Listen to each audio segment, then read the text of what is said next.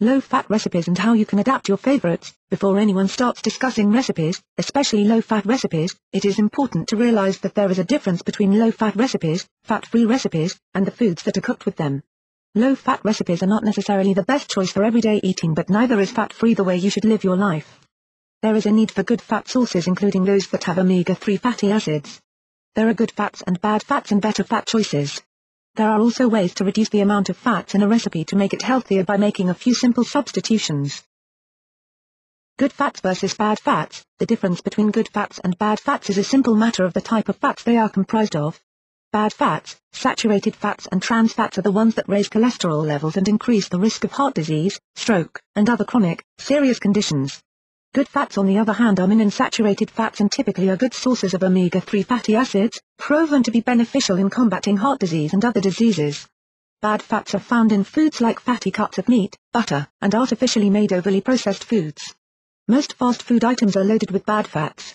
Good fat sources include olives and olive oil, nuts and nut butters, nut oils, and cold water fatty fish. Working with low-fat recipes, whether you are baking, frying or broiling the foods that you are cooking with low-fat recipes, there may be some adjustments that you will have to make to them, especially if you are adapting other recipes to a lower-fat version. Frying should be the last option that you use to cook your foods, and there are ways to get some of the fried flavors without the fat of frying. For instance, you can sauté foods, which uses far less fat or oil for frying, or you can get the same crunchy texture by baking the food instead. Fried chicken, a family favorite, can still be enjoyed with a few tweaks to the low-fat recipes that you use to make it. Instead of using a high-calorie breading mixture, it is important to reduce some of the fat by using a better breading choice. For instance, using cornmeal may be high in calories and sugar content, but corn flakes or breadcrumbs with a little wheat germ can be a better choice. Low-fat recipes should still allow a little fat, of the healthy kind, and keep the flavor by using spices and herbs. Fresh herbs can give your low-fat recipes a fresh and vibrant flavor without adding calories any at all, but can be intense if not used correctly. In addition, fresh herbs have to be added at the right time during the recipe or they will turn brown and taste bitter. You can adapt family favorite foods to take advantage of low-fat recipes. For instance, the family adores meatloaf or lasagna, but you are not thrilled with the fat content of the ground beef that you typically use to make them. You can use ground turkey in the place of any other ground meat. However, you have to make sure that you are buying the right kind of ground turkey and that you are adjusting the recipe accordingly. Ground turkey or ground chicken in some cases should be labeled as all white meat and 97% fat-free. If you are simply grabbing a package of ground turkey, you will get a lot of fat from the dark meat and the skin that is included in the less quality products.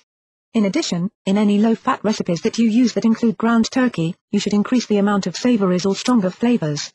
On its own, ground turkey has very little flavor at all. Adapting regular recipes to more low-fat versions, whether it is a savory recipe or a sweet treat that you are creating, you can either use low-fat recipes or adapt your regular recipes to be a little healthier and reduce the calories that they contain. Unsweetened applesauce and other fruit purees can replace all or a portion of fat or oil in most recipes with only a minor change in the flavor and texture of the finished product. No matter what puree that you use, you are increasing the fiber and other healthful benefits to the foods that you are cooking without adding unnecessary calories.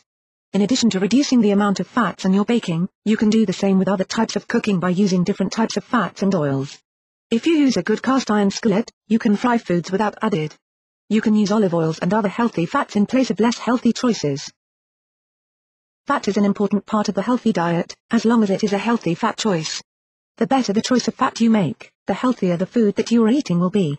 You can find delicious but nutritious low-fat recipes that recreate some of your favorite foods.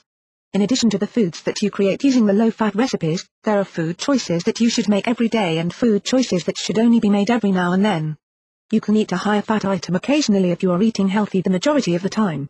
Eating a well-balanced diet that includes plenty of protein, healthy fats, and carbohydrates is important. You can increase your protein intake by using protein supplements like IsoMetricR from Protica. It is high in protein but low in calories and comes in a number of healthy and refreshing fruit-based flavors. In addition to IsoMetricR, there are a number of other protein supplements from Protica, as well.